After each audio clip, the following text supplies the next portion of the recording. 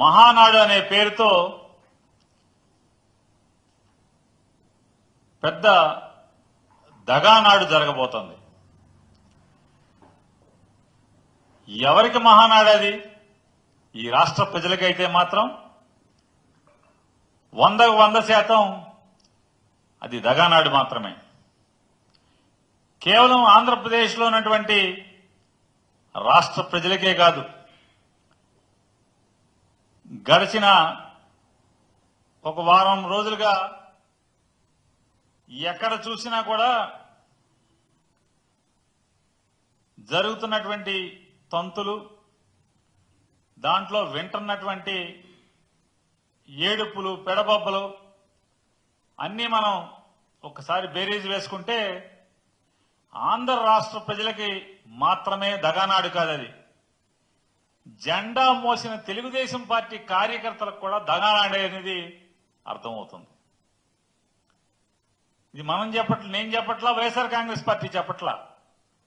TDP కార్యకర్తలు, నాయకులు వాళ్లే ఈ మినీ మహానాడులో చెప్తాం, చూస్తూ ఉన్నాం. ఈ కడపలో జరగబోయేది దగానాడైతే జిల్లా జిల్లాకి జరిగినటువంటి మినీ మహానాడులన్నీ కూడా ఆక్రోశ నాడులుగా జరిగినటువంటి విషయాన్ని రాష్ట్ర ప్రజలందరూ కూడా మనందరం గమనించాం. ప్రతి ఛానలు ఈ ఆక్రోశ నాడుల్ని లేదా మినీ మహానాడు పేరుతో జరుగుతున్నటువంటి తెలుగుదేశం పార్టీ కార్యకర్తల ఆక్రోశ నాడుని మనందరం వీక్షించాం.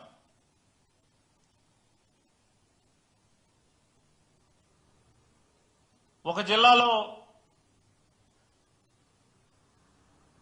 పాపం ఆయన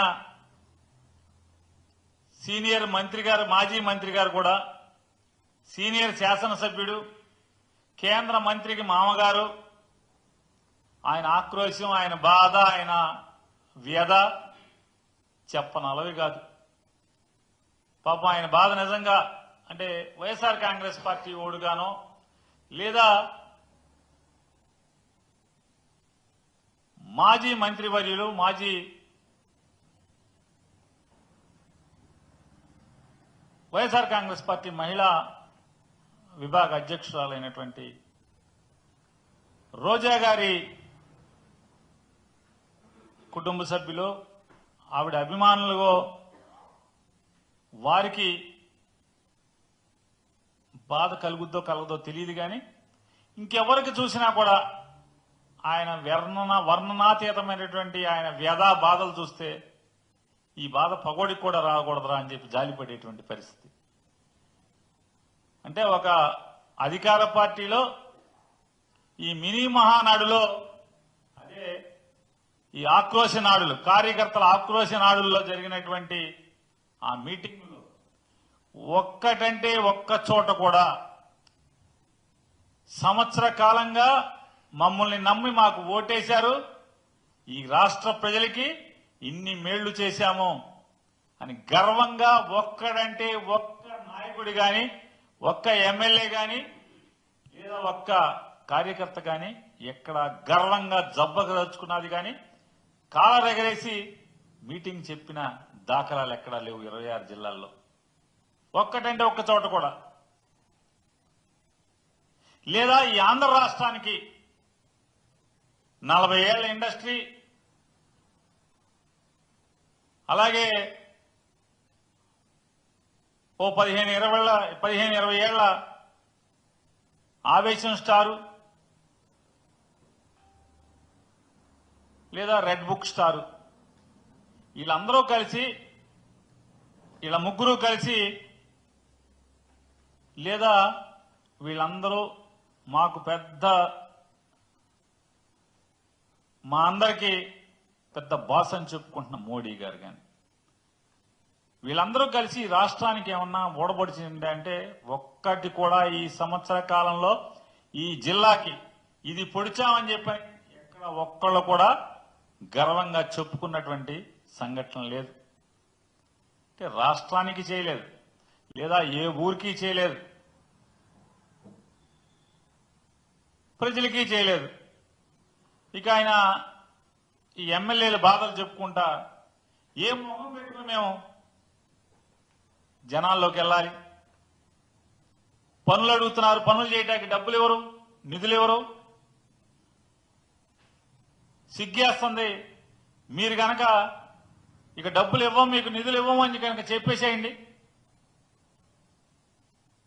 మీరు మాకు ఓటేసి దగాపడ్డారు, మీరు నన్ను మన్నించండి అని చెప్పి మేము ఓళ్ళెంపటి తిరుగుతాం జనాల దగ్గరికి అని చెప్పని, ఇదే ఏకైక మార్గం అని చెప్పని సాక్షాత్తు అధికార పార్టీ ఎమ్మెల్యేలే వాళ్ళ పార్టీల మినీ మహానాడుల్లో ఆక్రోశించారంటే ఈ ప్రభుత్వం విఫలమైనట్ట? వీళ్ళు రేపు కడపలో 27, 28, 29వ తారీఖుల్లో జరిగేటువంటి అది మహానాడా లేదా నేను చెప్పినట్టు దగానాడా? అలాగే ఇంకొక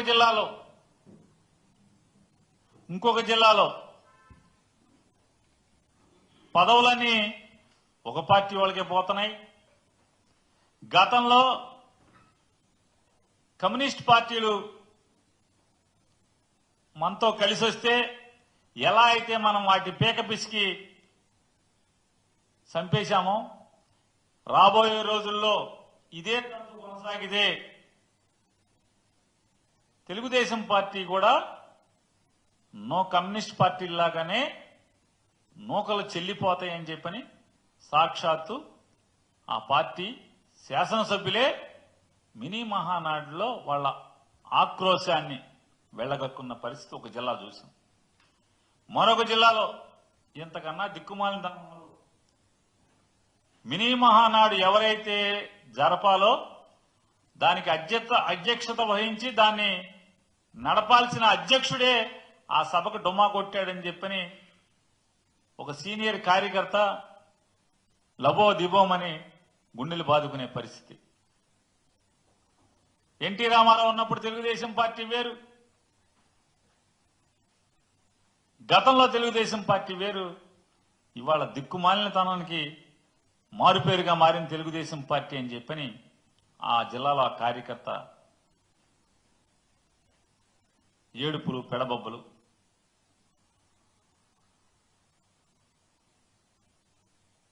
శకునం చెప్పే అందరికీ శకునం చెప్పే బల్లికి ఏదో జరిగిందంట. అట్టాగే ఎన్టీ రామారావు పార్టీ పెట్టిన కాడి నుంచి పార్టీ పెట్టాను, నేను పార్టీలో ఉన్నాను, పుట్టానని చెప్పేటువంటి ఆయనకి కనీసం ఒక బ్యానర్ కూడా లేదని వాళ్ళ జనం అంతా కూడా గోల అల్లరల్లరి ఒక జిల్లాలో.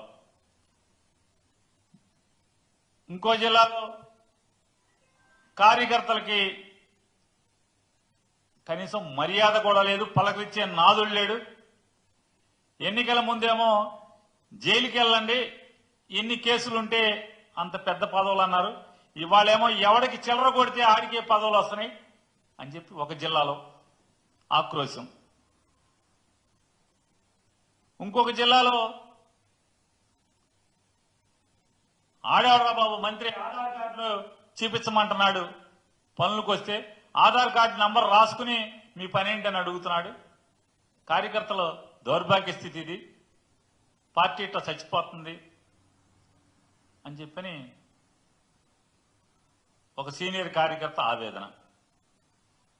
మరొక జిల్లాలో ఆయన మాజీ మంత్రి కుమారుడు, ఆయన ఆక్రోశం. జగన్మోహన్ రెడ్డి గారి ప్రభుత్వంలోనే మాకు మర్యాద దొరికింది, ఇప్పుడు కనీసం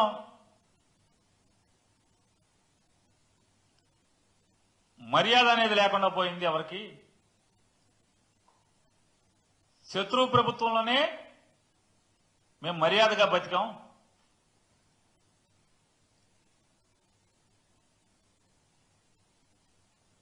ప్రభుత్వం రాగానే ఒక ఆయన పసుపు బిళ్ళలేస్తాం, ఆ బిళ్ళల జేబుకు తగిలించుకెళ్ళండి, ప్రభుత్వ కార్యాలయాల్లో కార్పెట్